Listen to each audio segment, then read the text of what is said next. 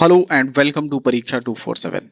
आज की क्लास में हम लोग बिहार स्पेशल में जो भी क्वेश्चंस आर्ट एंड कल्चर वाले पोर्शन से पूछे गए हैं उन क्वेश्चंस का डिस्कशन करेंगे और उनका जो भी एक हिसाब से उसमें वैल्यू एडिशन करने की कोशिश करेंगे, जिससे इस पर्टिकुलर पोर्शन से अगर कोई भी क्वेश्चंस आते हैं या फिर रिपीट होते हैं तो आप उसको इजीली टैकल कर सकें। ठीक है।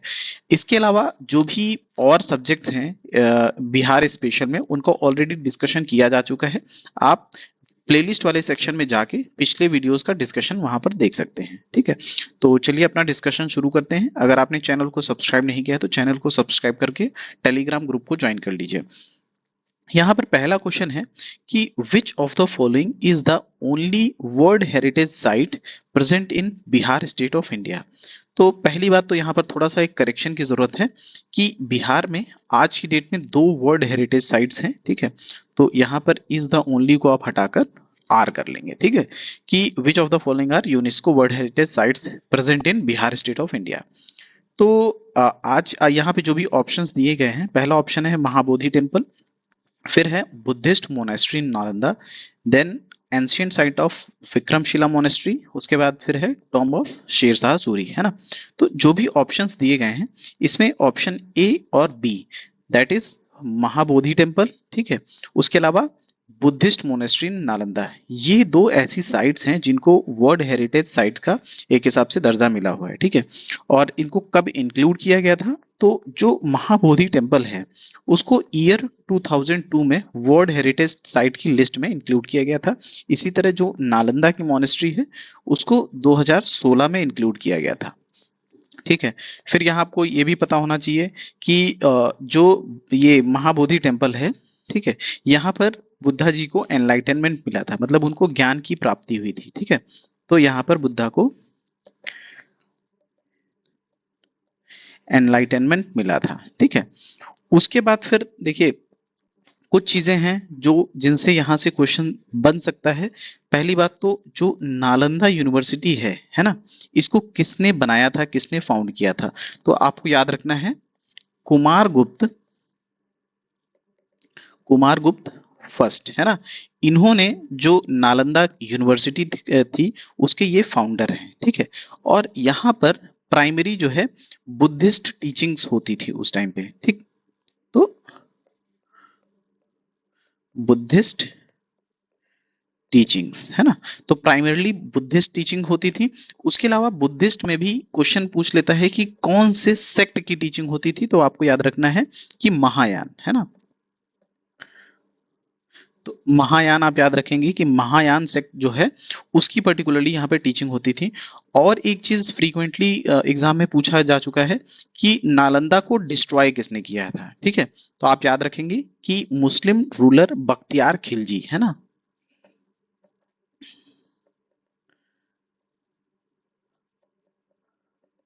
ठीक है, तो बख्तियार खिलजी जो था उसने नालंदा यूनिवर्सिटी को डिस्ट्रॉय किया था, एक हिसाब से वहां पर आग लगा दी थी। ठीक, उसके बाद फिर देखिए यहाँ पे एक दो चीजें और आपको याद रखना है करंट अफेयर्स के पर्सपेक्टिव से, कि जो नालंदा यूनिवर्सिटी है, ठीक है, इसके लिए 2010 में एक्ट पास हुआ था। ठीक है, तो आपसे अगर एक्ट पूछता है कि नालंदा एक्ट जो है वो किस पर्टिकुलर ईयर में पास हुआ था, तो आपको याद रखना है 2010 में, है ना। अगर पूछता है कि किस पर्टिकुलर ईयर में, फिर से वहां पर बैचेस जो हैं अनाउंस हो चुकी हैं, फिर से पहली बैच आ चुकी है, एडमिशन शुरू हो गए हैं, तो आपको याद रखना है कि 2014, ठीक है, 2014 से फिर से वहां पे बैचेस स्टार्ट हो गए हैं। ठीक है, तो ये दो चीजें भी आप याद रखेंगे, ये करंट अफेयर्स के पर्सपेक्टिव से ज्यादा इंपॉर्टेंट है, ये एग्जाम में आपसे पूछे जा सकती हैं। अगला क्वेश्चन है कि which of the following cities did Japanese build a world peace stupa. ठीक है, तो वर्ल्ड पीस स्तूपा जो कि जापानीज के द्वारा बिल्ड किया गया है उसका पर्टिकुलर प्लेस पूछ रहा है कि कहां पर वो बिल्ड किया गया है। तो आपको याद रखना है बिहार में जो राजगीर प्लेस पड़ता है ना, और ये किस पर्टिकुलर डिस्ट्रिक्ट में है, नालंदा डिस्ट्रिक्ट में। ठीक है, तो नालंदा डिस्ट्रिक्ट में राजगीर में जो वर्ल्ड पीस स्तूपा है उसको जापानीज की हेल्प के द्वारा एक हिसाब से इसको बनाया गया था, ठीक है। और अगर इसका हिल पूछ लेता है कि किस पर्टिकुलर हिल पे ये लोकेटेड है, तो आपको याद रखना है कि रत्नागिरी हिल पे लोकेटेड है, रत्नागिरी हिल, है ना। तो रत्नागिरी हिल्स पे ये लोकेटेड है। और एक चीज और आपको पता होना चाहिए, टोटल 7 ऐसे एक हिसाब से वर्ल्ड पीस स्तूपा हैं जो कि जापानीज की हेल्प के द्वारा इंडिया में क्रिएट किए गए थे, ठीक है। तो टोटल 7 इन इंडिया, ठीक है। और अब थोड़ा सा अगर आपको इस पर्टिकुलर जो ये मतलब जो स्तूपा है ना, जो वर्ल्ड पीस स्तूपा है, इसके बारे में अगर आप थोड़ा सा जाने, ठीक है। तो बेसिकली हुआ ये था कि जापान में जो वर्ल्ड वॉर 2 के टाइम पे वहां पर न्यूक्लियर अटैक हुआ था, ठीक है। न्यूक्लियर बॉम्बिंग हुई थी यूएसए के द्वारा, ठीक है। उसके अगेंस्ट में एक हिसाब से दुनिया में नॉन वायलेंस का, या फिर ये कहें कि वॉर वगैरह को प्रमोट ना करना, इन पर्टिकुलर चीजों को प्रमोट करने के लिए जो जापानीज हैं, उन्होंने दुनिया में बहुत सारे ऐसे 30 स्तूपा बनवाए, ठीक है। तो उनमें से इंडिया में 7 स्तूपा हैं, जिसमें से एक जो है ये राजगीर में है ना। और इसके लिए आपको एक चीज और याद रखना है कि ये दुनिया का सबसे हाईएस्ट है, मतलब हाईएस्ट का मतलब होता है कि दुनिया में सबसे ऊंचाई पे बना हुआ, ठीक है। तो जो राजगीर में वर्ल्ड पीस स्तूपा बना हुआ है, ये दुनिया का सबसे हाईएस्ट स्तूपा है, ठीक है, सबसे ऊंचाई पे बना हुआ है, ठीक। तो आप याद रखेंगे वर्ल्ड्स हाईएस्ट, ठीक है, हाईएस्ट स्तूपा। उसके बाद कुछ चीजें हैं जो आप याद रखेंगे कि इसको व्हाइट मार्बल के द्वारा बनाया गया है, ठीक। तो ये व्हाइट मार्बल के द्वारा बनवाया गया है। तो ये कुछ चीजें थी जो इंपॉर्टेंट है। इसमें एक दो चीजें और ऐड कर सकते हो, जैसे कि इसके जो एक हिसाब से किसने बिल्ड करवाया था, ठीक है। तो फूजी गुरुजी ने बिल्ड करवाया था, ठीक है। फूजी गुरुजी ने इसको बिल्ड करवाया था। और एक हिसाब से दूसरा क्वेश्चन एक किसी दूसरे एग्जाम में पूछा जा चुका है कि इसको कॉन्सेप्चुअलाइज किसने किया था, ठीक है। तो आप याद रखेंगे कॉन्सेप्चुअलाइज्ड बाय,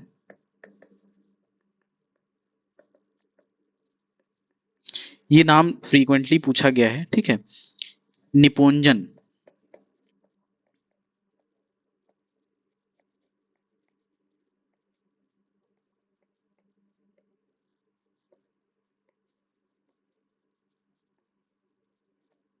ठीक है, तो आप ये नाम याद रखेंगे। निपोंजन ने एक हिसाब से इसको कॉन्सेप्चुअलाइज किया था, और फूजी गुरुजी ने इसको कंस्ट्रक्ट करवाया था, ठीक है। इंडिया में टोटल 7 हैं, और जो बिहार में है वो राजगीर में है, नालंदा डिस्ट्रिक्ट में है, जिसको व्हाइट मार्बल से बनाया गया है। और ये दुनिया का सबसे हाईएस्ट पीस स्तूपा है, ठीक है। तो आप याद रखेंगे ये सारी चीजें, एग्जाम पॉइंट ऑफ व्यू के लिए बहुत इंपॉर्टेंट है। फिर नेक्स्ट है, यहाँ पर आप इसका करेक्ट आंसर देख सकते हैं। अगला क्वेश्चन है कि वेयर इज द विश्व शांति स्तूपा, ठीक है। तो उसी स्तूपा के बारे में बस लैंग्वेज दूसरी कर दिया है, ठीक है। Vishwa Shanti Stupa said to be highest in the world, located in Bihar, ठीक है। तो अभी आप लोगों ने देखा कि नालंदा डिस्ट्रिक्ट में ये लोकेटेड है, ठीक है। टोटल इंडिया में 7 ऐसे स्तूपा बनवाए गए थे, ठीक। बिहार में राजगीर में है, ये तो यहाँ पे मेंशन है, जो कि नालंदा डिस्ट्रिक्ट में पड़ता है, ठीक। उसके अलावा आपको याद रखना है कि एक हिसाब से ये नॉन वायलेंस वगैरह से प्रेरित था या फिर मोटिवेटेड था। कब? क्योंकि वर्ल्ड वॉर सेकेंड में जो जापान है उसके ऊपर न्यूक्लियर अटैक किया गया था यूएसए के द्वारा, जिसकी वजह से उसके अगेंस्ट में एक हिसाब से ये सारा प्रोपोगेट किया जा रहा था। और ये व्हाइट मार्बल से बना हुआ है, ठीक है। तो ये कुछ पॉइंट्स हैं जिनको आप याद रखेंगे, ठीक है। इसके अलावा एक और जो इंपॉर्टेंट पॉइंट था कि इसको बनवाया किसने था, ठीक है। तो कंस्ट्रक्टेड बाय आप याद करने की कोशिश करिए, कंस्ट्रक्टेड बाय था फूजी गुरुजी, है ना, फूजी गुरुजी, ठीक है। तो यहाँ से ये सारी डिटेल्स जो हैं वो आप याद रखेंगे, आपके एग्जाम पॉइंट ऑफ व्यू से लिए बहुत इंपॉर्टेंट है। यहाँ पर आप इसका करेक्ट आंसर देख सकते हैं कि विश्व शांति स्तूपा जो है वो राजगीर में लोकेटेड है। अगला क्वेश्चन देखेंगे कि the original meaning of word Vihar is, ठीक है। तो जो वर्ड विहार है, जिससे फाइनली बिहार का नाम जो है वो ओरिजिनेट होता है, या फिर ये कहते हैं कि जो बिहार स्टेट का नाम बिहार पड़ा है वो विहार से पड़ा है, ठीक है। तो ये यहाँ पे पूछ रहा है कि उस पर्टिकुलर विहार का मीनिंग क्या है, ठीक है, ओरिजिनल मीनिंग क्या है। तो आपको पता होना चाहिए यहाँ पर कि जो विहार है उसका मतलब होता है बुद्धिस्ट मोनेस्ट्री, है ना। और एक हिसाब से जो ये विहार टर्म है ये ब्लेंडेड है एंशियंट पाली और संस्कृत वर्ड से, ठीक है। तो Sanskrit plus Pali, Sanskrit and Pali word से ये जो पर्टिकुलर विहार है ये टर्म बन के आया है, ठीक है। और यहाँ पर होता क्या था, जो मॉन्क्स हैं ये उनके लिए एक हिसाब से लिविंग क्वार्टर्स थे, यहाँ पर मॉन्क्स रहते थे, ठीक है। तो लिविंग क्वार्टर्स फॉर मॉन्क्स। उसके अलावा आपको पता होना चाहिए कि ये पर्टिकुलर जो दो चीजें होती हैं, एक तो होता है कि चैत्या, ठीक है, और दूसरा होता है विहारा, ठीक है। तो जो चैत्या होता है ये, पहली बात तो आपको पता होना चाहिए चैत्य और विहारा ये दोनों रॉक कट आर्किटेक्चर हैं, ठीक है। क्या है? रॉक कट आर्किटेक्चर, है ना। तो रॉक कट आर्किटेक्चर है मतलब एक पर्टिकुलर चट्टान होती है, एक पर्टिकुलर पहाड़ होता है, उसको धीमे धीमे काट काट के इसको चैत्य और विहारा का शेप देते हैं, ठीक है। इसमें आपने देख लिया कि विहारा जो था, ठीक है, ये पर्टिकुलरली रहने का प्लेस था मॉन्क्स का। अब यहाँ पर आपको चैत्य क्या था इसके बारे में पता होना चाहिए। तो चैत्य एक हिसाब से वर्शिपिंग प्लेस था, ठीक है, वर्शिपिंग प्लेस ऑफ मॉन्क्स, है ना। तो ये मॉन्क्स का वर्शिपिंग प्लेस था। इसके साथ आप अगर आपसे ये पूछा जाता है कि किसका नंबर ज्यादा होता था, ठीक है, वेदर चैत्या जो थे उनका नंबर ज्यादा था या फिर विहारा का नंबर ज्यादा था, ठीक है। तो आप थोड़ा सा इससे सोचिए कि चैत्य जो है वो वर्शिपिंग प्लेस थे, मतलब एक हिसाब से मंदिर थे, है ना, और जो विहारा थे वो रहने की जगह थे। तो आज के टर्म में अगर आप कनेक्ट करके देखें कि आप अपने आसपास रहने के लिए घर ज्यादा देखते हैं या फिर मंदिर ज्यादा देखते हैं, ठीक है। तो ऑब्वियसली रहने के लिए घर बहुत ज्यादा है, और उन पर्टिकुलर एक एक हिसाब से एक कॉलोनी का या फिर एक गांव का एक मंदिर होता है, ठीक है। तो चैत्या जो होंगे वो हमेशा नंबर्स में कम होंगे कंपेयर टू विहारा। तो आप ऐसे ये नंबरिंग के हिसाब से भी अगर आपसे क्वेश्चन पूछा जा सकता है, ठीक है, तो आप याद रखेंगे।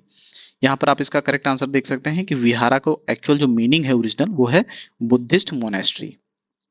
अब नेक्स्ट क्वेश्चन देखेंगे कि who used the cave of बराबर एज देयर शेल्टर हाउस, ठीक है। तो बराबर जो हिल्स में केव थी उनको शेल्टर हाउस की तरीके किसने यूज किया, ठीक है। तो दिए गए ऑप्शंस में से जो आपका करेक्ट आंसर है वो होगा आजीविका, ठीक है। तो आजीविका जो थे, ठीक है, उन्होंने एक हिसाब से बराबर केव्स में जो भी ये शेल्टर हाउसेस थे उनको यूज किया था रहने के लिए, ठीक है। और आपको एक चीज और पता होनी चाहिए यहाँ से कि जो बराबर हिल्स में केव्स हैं, ठीक है, ये इंडिया की सबसे oldest surviving rock cut caves हैं, oldest surviving rock cut caves of India, ठीक है। तो आप याद रखेंगे, ये भी कई बार क्वेश्चन ऑलरेडी पूछा जा चुका है कि इंडिया की oldest surviving rock cut caves कहाँ पर पाई जाती हैं, तो वो बिहार में जो बराबर केव्स हैं, है ना, वो इंडिया की सबसे ओल्डेस्ट रॉक कट केव हैं।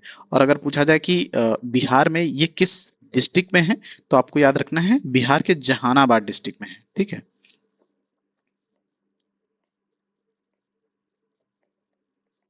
जहानाबाद डिस्ट्रिक्ट।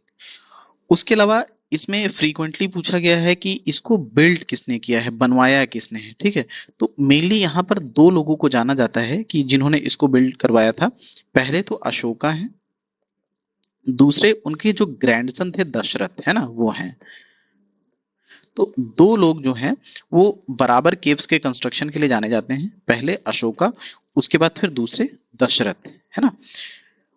उसके बाद फिर यहाँ पर एक चीज और आपको पता होनी चाहिए कि जो थारूज हैं, है ना, ये किस रीजन में रहते हैं। पहली बात तो ये है कि ये एक हिसाब से एथनो लिंग्विस्टिक ग्रुप है, जो कि अगर आप ये नेपाल देखें, ठीक है, तो नेपाल का जो सदर्न प्लेन है यहाँ पर रहते हैं, प्लस इंडिया का जो नॉर्थ इंडिया है ना, अगर आप ये इंडिया ले लें, ठीक है, तो उत्तराखंड से लेके नेपाल के बॉर्डर पे ये पर्टिकुलर जो रीजन है, यहाँ पर थारू, एक हिसाब से थारू जो एथनिक ग्रुप है उसके लोग यहाँ पर पाए जाते हैं, ठीक।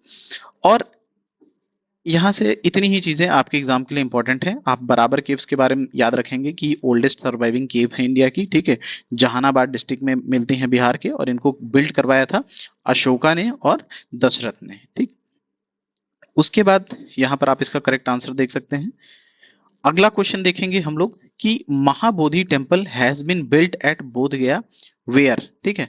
तो बेसिकली यहाँ पर पूछा है कि महाबोधि जो टेम्पल है गया में उसको कहां पर बिल्ड किया गया है।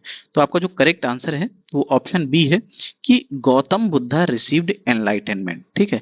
तो जहां पर गौतम बुद्धा जी ने उनको एनलाइटमेंट में जहां पे मिला था, उस पर्टिकुलर लोकेशन पे बोध गया टेम्पल जो है, महाबोधि टेम्पल वहां पर बनवाया गया है, ठीक है।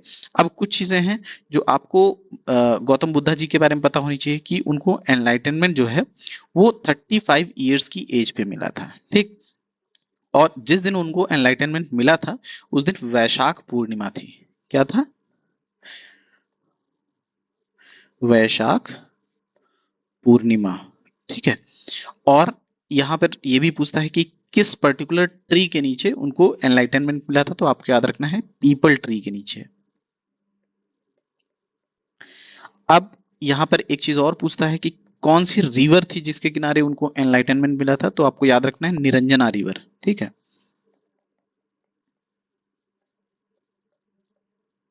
निरंजना रिवर के बैंक पे उनको एनलाइटनमेंट मिला था, ठीक है। और यहाँ पर आपको एनलाइटनमेंट से रिलेटेड इतनी ही इंफॉर्मेशन जो है याद रखनी है कि 35 ईयर्स पे उनको एनलाइटनमेंट मिला था, ठीक है।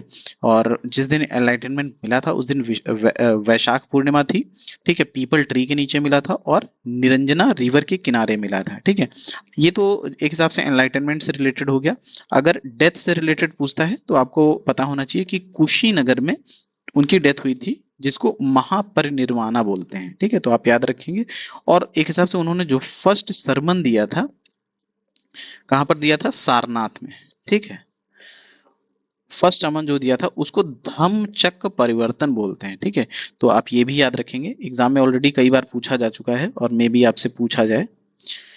यहाँ पर आप इसका करेक्ट आंसर देख सकते हैं कि महाबोधि टेम्पल जो है, ठीक है, उसको बोधगया में वहां पर बिल्ड किया गया जहां पर गौतम बुद्धा जी को एनलाइटनमेंट मिला था, ठीक है। तो एक काम करते हैं, अभी इस क्लास में यहीं तक अपना डिस्कशन रखते हैं, आगे के क्वेश्चंस को हम लोग नेक्स्ट क्लास में डिस्कस करेंगे। अगर आपने अभी तक चैनल को सब्सक्राइब नहीं किया है तो चैनल को सब्सक्राइब करके टेलीग्राम ग्रुप को ज्वाइन कर लीजिए। Thank you so much.